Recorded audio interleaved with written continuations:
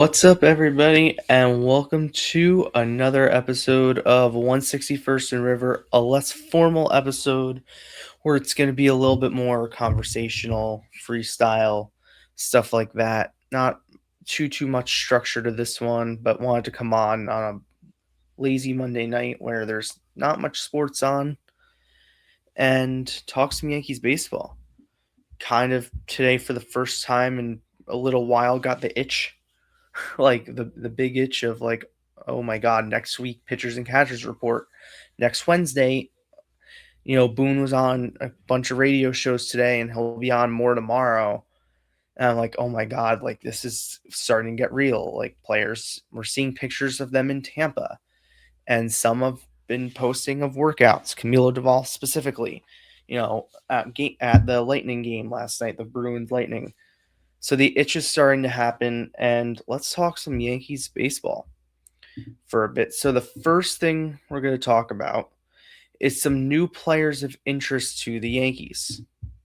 So last night, Chris Cotillo of Mass Live, friend of the show, put out a scoop that he was hearing that Ty France is gauging interest from multiple different teams. The Yankees, the Mets. Let's get this up here. Cotillo's tweet. The Yankees and Mets were two of the teams that he cited that were very interested in Ty France.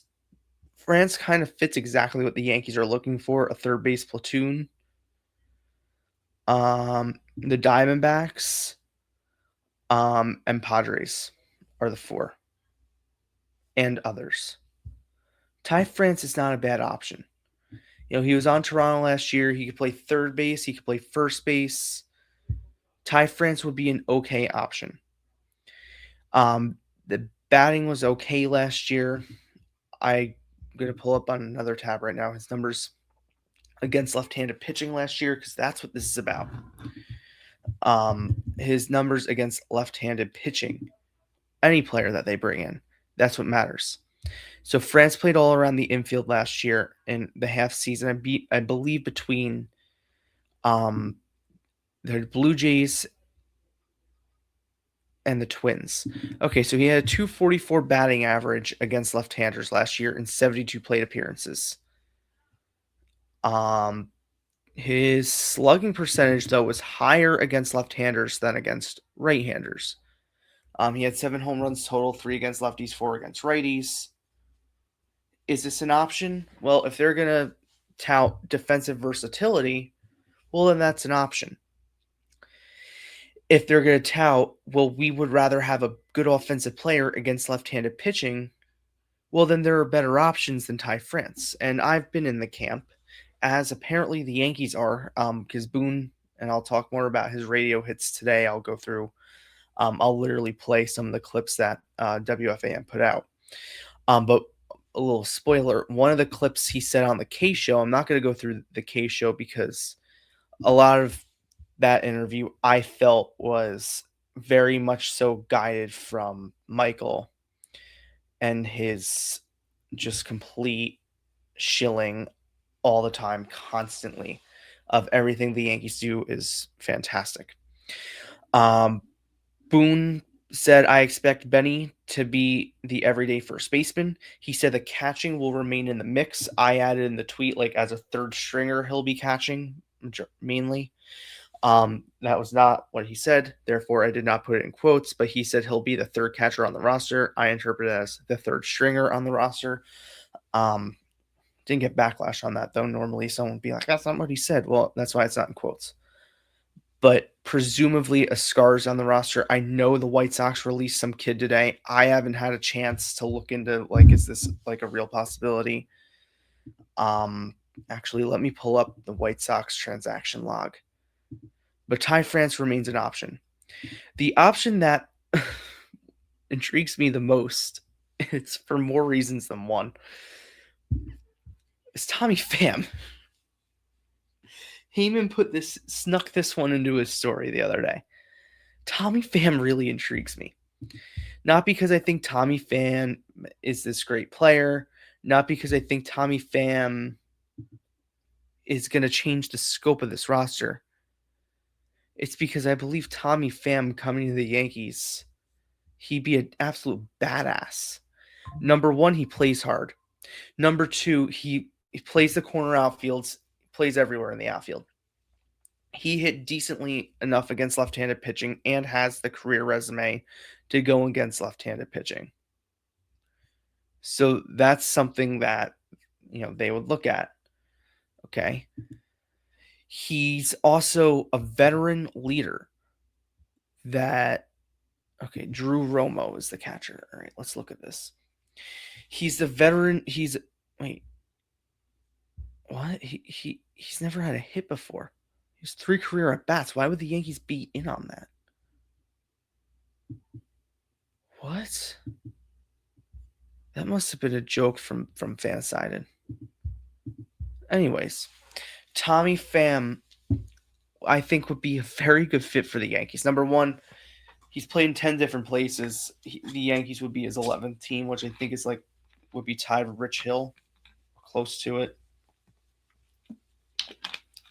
And two, we all criticize them, and Boone was asked about this today, about being sometimes too soft or sometimes not playing as intense as, during the swoons, and people are, they're soft. They don't play hard. They don't always jog it out to first base. Well, Tommy Pham is the one that would go after people and not shut his mouth. He's gone after fans. Don't love that in New York. But he wouldn't have a problem saying something to another player. He plays hard every game. This is a guy who's had clutch hits. He's had clutch hits in Yankee Stadium. He has always hit well in Yankee Stadium. It felt like every time he was at the plate, it's like, God damn it, he's up again. I would love to have that. I would love to have someone who plays hard and in a big spot as a threat, who's better against left-handed pitching. Let's face it, against Trent Grisham. Is he elite? No, but he's better than Trent Grisham. And I think Ben Rice is solid against left-handed pitching. I think he'll take a next step as he sees more of it. He'll learn it. And if it gets to be a problem where he's horrible against left-handed pitching, then that's why you have a trade deadline. I would rather break camp with a backup outfielder like Tommy Pham than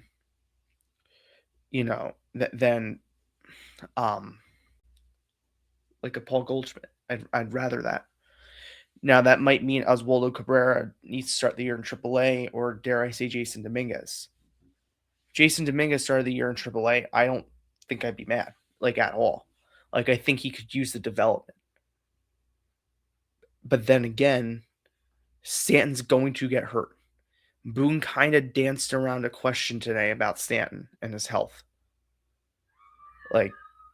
Very much so danced around it, to the point where Chris McMonagle pretty much was like, oh, I don't love that answer. And Boone tried to walk it back, and it's like that was a pretty bad answer of what's going on with Stanton. I'm at the point right now where if next week Boone announces at his press conference on the 13th, which is his first one, that Stanton's hurt, I wouldn't be shocked, at all. And that would guarantee Jason Dominguez makes the opening day roster. That wouldn't surprise me. And then you would need an outfielder. So I think there's definitely... Jason's going to get at-bats this year. He's going to be on the team. He's getting at-bats. And I think Jason Dominguez is more valuable on the major league roster than Oswaldo Cabrera. Because Jason Dominguez is a great pinch runner. He can also play the outfield, give a scenario, Bellinger scuffling. Or Grisham's really in the dumps and they need someone out there. Well, Jason can do that. Tommy Pham can do it, against left-handed pitching, but Jason Dominguez should get the opportunity, and he would over Tommy Pham. Let's be real here. Pham on a 1-year deal with an option, possibly. The one person I think I'd flip out on if they signed is Austin Slater. I honestly legit think I'd flip the fuck out if they signed Austin Slater.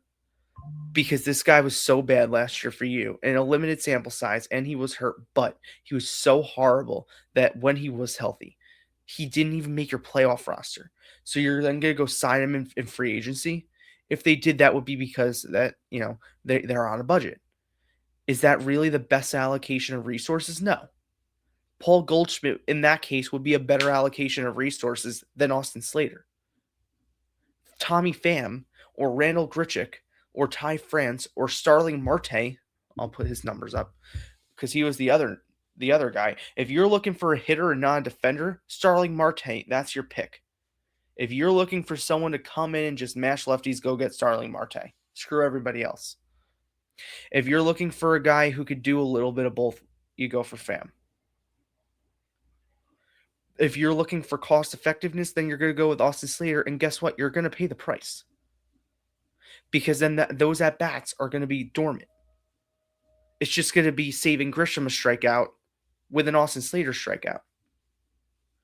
And then Boone's going to be asked to nauseum in his postgame, and to annoyance of him, and I get it. Why is Austin Slater continuing to play? What are you seeing from Austin Slater against left-handed pitching? He's 1 for 25. What are you seeing? Well, he's a really good player. The at-bats are really good. He's off on a pitch here or there. I could pretty much script what Boone's going to say. And it's not fair to him. Let's be real here. I don't want to shill for Boone right now. I really don't. That's not fair to Aaron Boone at all, to have to sit there and alibi because Brian Cashman didn't get a better player. There are much better players on the market for a right-hand hitting outfield than Austin Slater. So do it. If it costs a couple million extra, guess what, Hal? Guess what? I'll make up for it by buying the extra couple chicken buckets when I make my way down there. And every other fan. To get a competent left fielder. Or a competent backup outfielder. I'll make up for it. I'll buy an extra chicken bucket. And, by the way, they aren't good. I'll get the extra chicken bucket. Or the extra... I'll buy a Cam Schlittler shirt from your store and not someone else's store. From the team store. And not a fan store. I'll do that. Deal? Get someone good. Get me Tommy Pham. Get me Starling Marte. Get me Randall Grichuk. Not that these guys are difference makers. Not that these guys are going to make me like, oh my God, we're winning the goddamn chip. No. But they're confident guys who are winners. Tommy Pham is a grinder and a winner and gets on people's asses. Starling Marte is a veteran who will get on people. And is a good clubhouse guy. He was a great clubhouse guy with the Mets. Great in the clubhouse. They thought of him. Soto thought of him. Fuck him. But Soto thought of Starling Marte as the team captain. I'd rather have that. I would. I'd rather have a guy who all these guys look towards, right? I wrote a story, and I'm going to get into it in about 5 seconds. I'll segue into it. I wrote a story. I guess I have to hide this then. I wrote a story last night into this morning about the Yankees third base platoon. How it's sneaky better than what we had last year. I put in the story the breakdown of the numbers from the Oswaldo Cabrera, Oswald Peraza before July 25th and then post July 25th numbers between McMahon and Rosario. It was night and day. Like, even as much as we bitch about how bad Rosario, about how bad McMahon is at the plate sometimes, let me pull up the numbers. I mean, it was a big, big difference. And when you're a team like the Yankees that are looking to win a championship here, these numbers are a huge, huge, huge difference.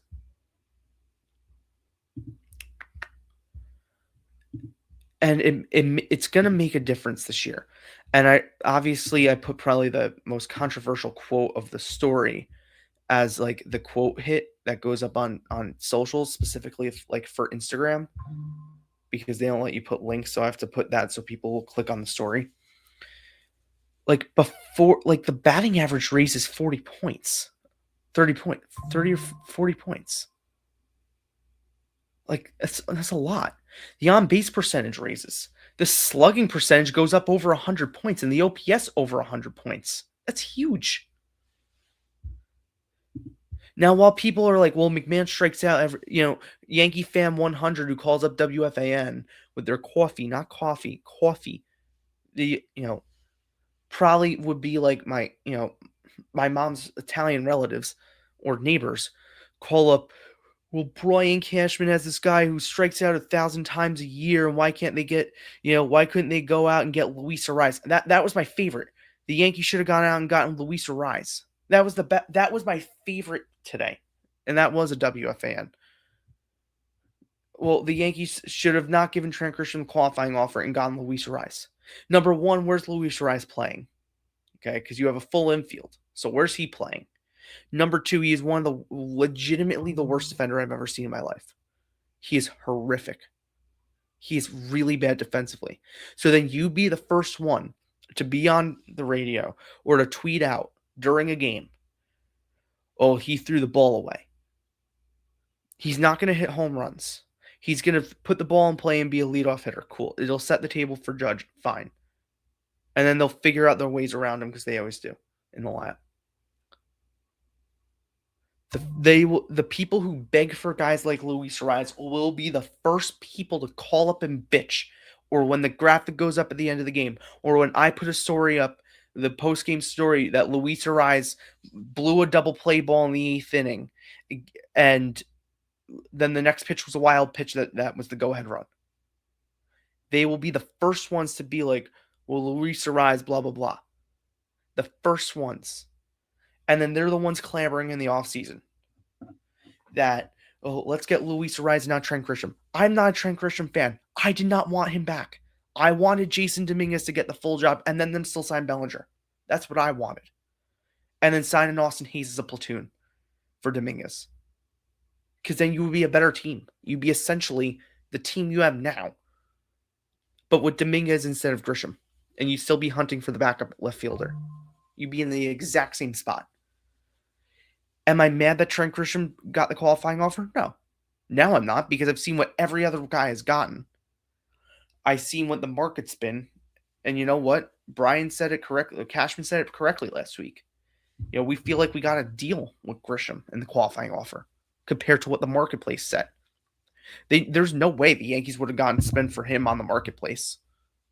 And Trent Grisham's probably sitting at his home right now in Texas. Shit, I should have not taken the qualifying offer. I would have gotten paid like a lot more. But Grisham loves to play here. Grisham loves being here. And that's part of the equation too. He loves being here, and the guys love having him here. That's the stuff we don't always see. I will tell you, they love him. There's something about him. That's cool. I like that. I think that's great that they embrace having him. Cool. And it's a 1-year deal. It didn't prevent them from doing the stuff that they had to do. It didn't. They're still engaged in the pitching market. I checked in on it. Both starting pitching and relief pitching. That doesn't guarantee they get someone, but they are still looking. And that's all we can ask for at this point of the offseason. They are very high on Elmer Rodriguez. They are very high on Carlos Legrand. I think Legrand is a reliever, not a starter. That's just me. And I think him throwing 105 out of the bullpen would be freaking epic. I really like Elmer Rodriguez, or I'll call him Erod. His nickname was ERC. That was great. Now it's Erod for me. I'm high on him. I've been high on him for a while now. I think that he's going to be good. I don't want him to break camp with the roster, but I think he's going to be very good. But the point of this is McMahon and Rosario are going to provide an offensive upside and defensive help, because how many runs is McMahon going to save at third base when you have the lefties going? He's going to save a ton of runs. Or the defensive spells Volpe would go into. I think he will be better when he eventually comes back, defensively at least. And I think Habanero will be good defensively. How many games did that cost them? Well, it cost them the Tampa game I was at when he got hurt, and I thought that he was going to be carted off the field. It cost them the Baltimore game down in Camden Yards. It cost them that series. He blew it for Warren. It cost them a number of games. I'm not even thinking of them all. There was the San Diego game, or was that Devin Williams just being Devin Williams? That might have been that. Anyways,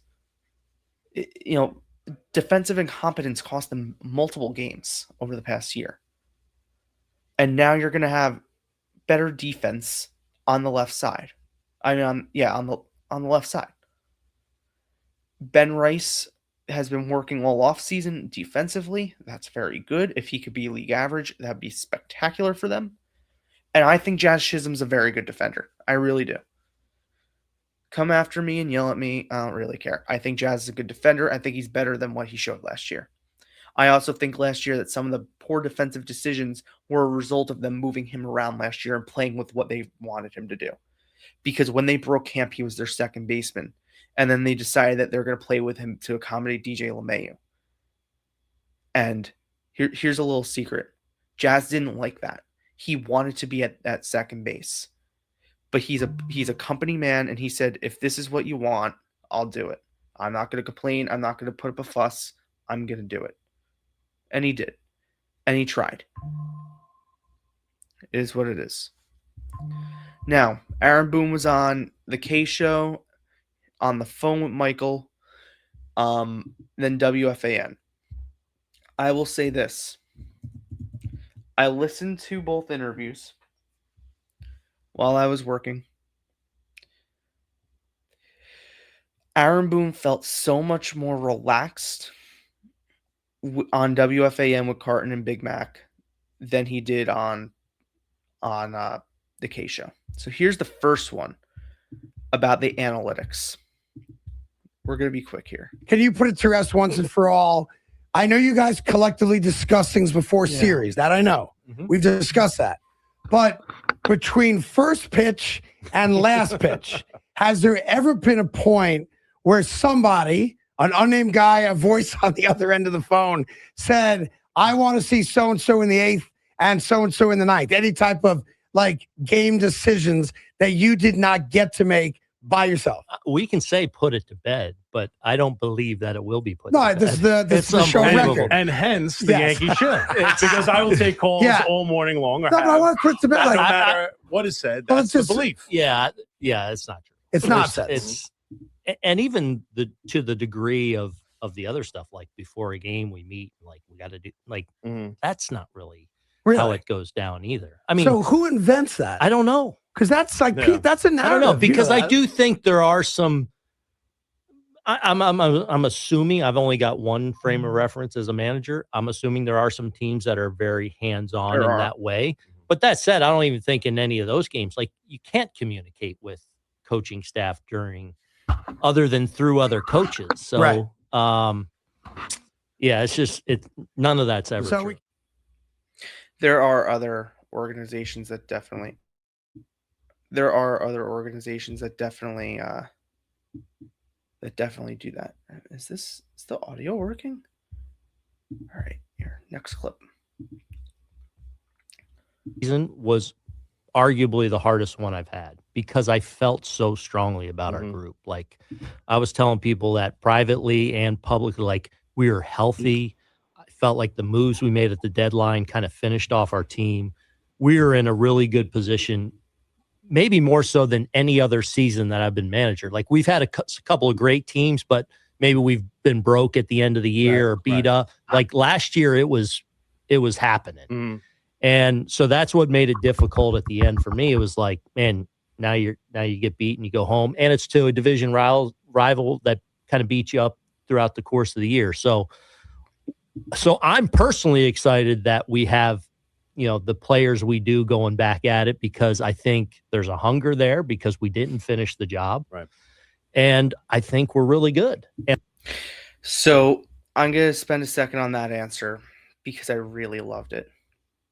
Brian last week, Cashman, refuted that they're running it back and said, no, this roster's different. I mean, in some places, yeah, I guess. But Boone actually explained it in a way that's okay, well, now I get what you mean. We're different in the fact that we're going to have a full season of Rosario. We're going to have a full season of McMahon. We're going to have a full season of Duvall. We're going to have a full season of Bednar. We're going to have a full season now of Weathers. We're going to have hopefully a healthy Luis Heel. right? Bellinger's not playing for his future, so we have more certainty around him. There's legit stuff to be excited about. A full season of Chavy, if he's good, and you got the young kids coming. A full season of Schlittler. You got Elmer Rodriguez and LaGrange waiting in the wings. The second something happens, your depth is in a better. I mean, look who's making starts last April. Fucking Cookie Carrasco, who's probably not going to be in baseball in a couple of weeks, and Marcus Stroman, who's not in baseball. Those guys made up half your starts in the months of April and May. Cookie Carrasco and Marcus Stroman.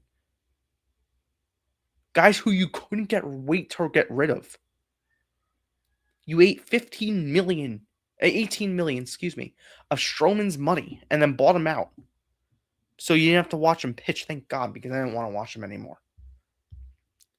So yeah, the roster's a bit different. And yeah, is running it back a problem? Not really, because they were fine. Their bugaboo was Toronto all year. Guess what? It happens. And Boone also said, we were bad when we faced them over the summer. And we're going to try not to be that this year. And Boone admitted what the swoon was. We had trouble finishing games. And Wooden alluded to Williams and Weaver, but that's, we know that's what he was talking about. Williams and Weaver were blowing games. The bullpen was horrible. And Boone said, you know what? He wasn't aggressive. He should have gone to other guys. Cool. You'll live and you'll learn. Volpe. That was from early. Oh, that was the hit. We don't need that. He said that the WBC is good for the game. Aaron Boone said, let's not write the script for Jason Dominguez now. He's got a bright future in this league. And then we just discussed the injury updates. And there really aren't injury updates. I mean, that's pretty much it. And that's where I'm going to leave it. Spring training next week. We'll be live following the first day of pitchers and catchers, because normally some things leak out a little bit, pictures and stuff, and we'll talk some roster stuff. We might get some news within the next week, hopefully. And if we do, we'll be on discussing things. But thank you so much. Have a great day. Let's go Yankees. And read my story on the McMahon. It's on my X account and all these places on the ticker.